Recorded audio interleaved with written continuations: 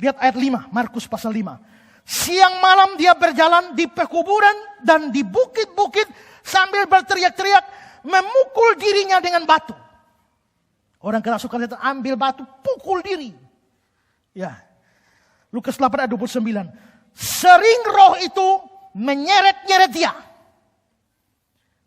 untuk menjaganya dan seterusnya. Jadi roh jahat atau setan itu menyeret-nyeret dia, tapi juga memukul dirinya dengan batu.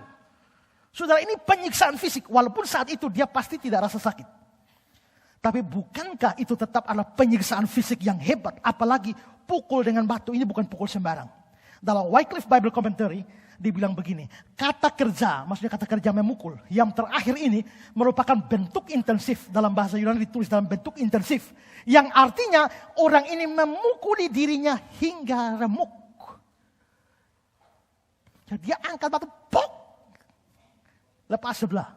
Dia bisa meremukkan dirinya. Dia mungkin tidak rasa sakit. Tapi itu jelas adalah penyiksaan fisik. Jadi saudara, waktu setan merasuk seseorang, dia bukan cuma berikan kuasa supernatural.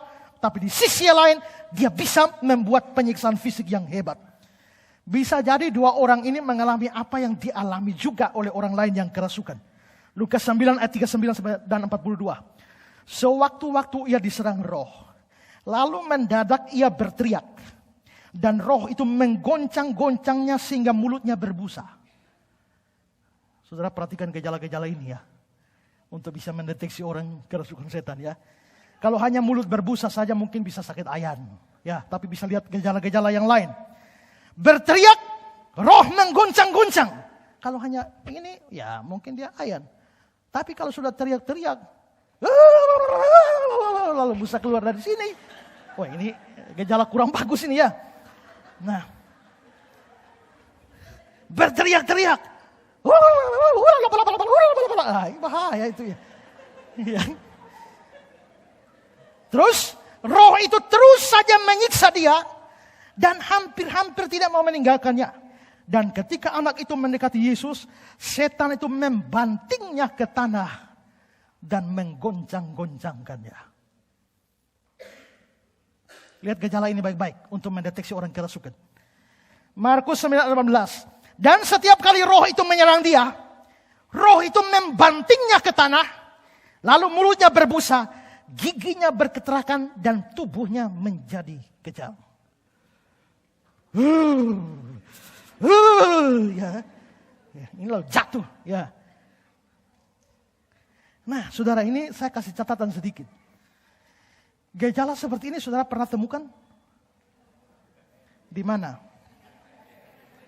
Di KKR, di persekutuan doa, dan lain sebagainya. Hanya orang persekutuan doa terlanjur mengatakan itu adalah cengkraman roh. Maka mereka menganggap itu dapat Roh Kudus. Maka pendeta-pendeta biasa berdoa, tumpang tangan, lalu orang jatuh, lalu mengalami gejala seperti ini. Di bagian mana di Alkitab kalau orang dapat Roh Kudus punya gejala begini? Tidak ada. Di Alkitab gejala begini itu hanya pekerjaan setan atau roh jahat. Tapi masalahnya sudah dianggap bahwa itu pekerjaan Roh Kudus. Jadi banyak orang yang berjatuh-jatuhan dalam acara KKR. Bahkan yang sebenarnya tidak jatuh pun pura-pura jatuh. Contohnya aku. Saya pernah begitu. Karena saya lihat bahwa orang pegang tangan semua jatuh dapat Roh Kudus. Kok cuma saya yang tidak ya? Akhirnya karena kepengen juga dijamah Roh Kudus. Saya juga mesti pikir. Kita kan jatuh juga harus berhikmat toh. Ya toh? Mesti ukur supaya kepala jangan bocor. Iya kan? Lihat posisi agak bagus lalu jatuh.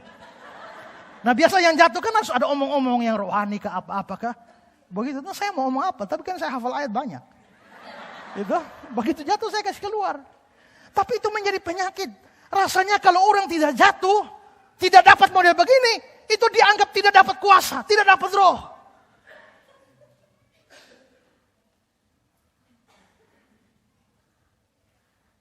Stephen Tong pernah cerita, waktu dia satu kali mau KKR, sebelum masuk naik firman, pemimpin pujian, pimpin pujian, lalu semua dibawa kepada penyembahan. Tuhan, doa firman Tuhan kami serahkan kepada hambanya. Waktu beliau naik, semua masih euforia, lalu dia tiba-tiba bilang, diam! Kaget semua. Semua roh hilang.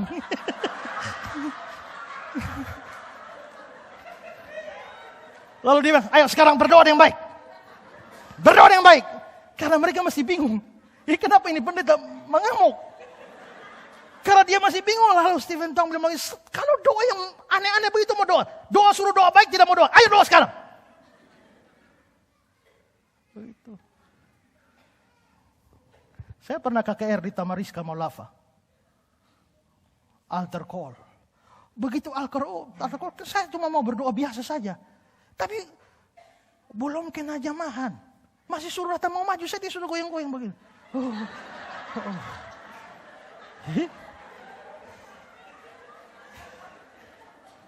Dalam hati saya bilang, lu mau kasih tunjuk apa? Ya kan? Dia goyang-goyang begini, lama-lama jatuh sendiri. Jatuh sendiri dan acara sudah selesai, altar call sudah selesai, dia masih tidur.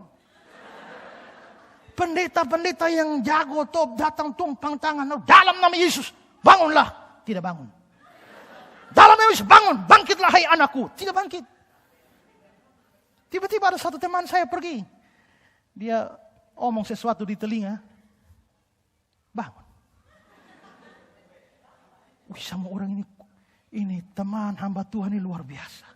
Semua thinking berdoa. Dia bangun. Kok ini dia omong sesuatu saja kok bisa bangun? Ada apa? Bangun. Semua orang heran. Habis kebaktian saya tanya. Woi, Ananias. Lu tadi bikin kamar mana kok dia bangun? Lu berdoa karena mana? Beta sudah berdoa. Terus beta bisik dia. Bisik apa? Beta dia bertanya. Bikin malu-malu saja. Bang. Bikin malu-malu saja. Kalau dia mau bikin malu-malu bangun, akhirnya dia sengaja.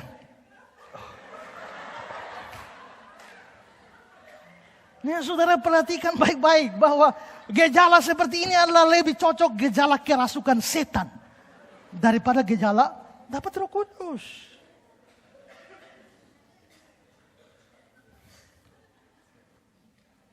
Dulu kami persekutuan doa.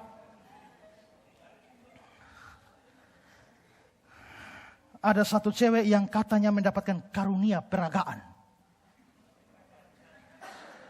Maksudnya karunia peragaan ini bagaimana? Dia memperagakan apa yang Tuhan mau berikan pada kita.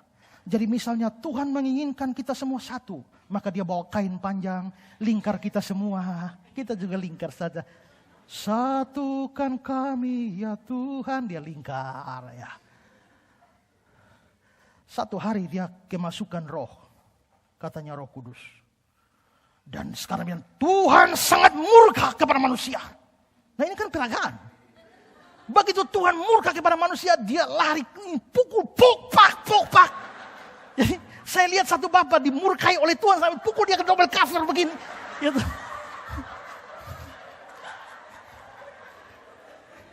Ini Tuhan murka. Tapi belakangan dia tenang. Dia tenang terus dia datang pada saya. Saya duduk. Lalu dia menghadap saya, dia bilang, Tuhan sayang kepadamu. Saya bilang, ya Tuhan terima kasih. Lalu Tuhan sayang kepadamu, kan dia punya karunia peragaan. Maka dia menidurkan saya di pahanya. Saya juga tidur saja. Oh, betapa indahnya di hadiratmu ya Tuhan.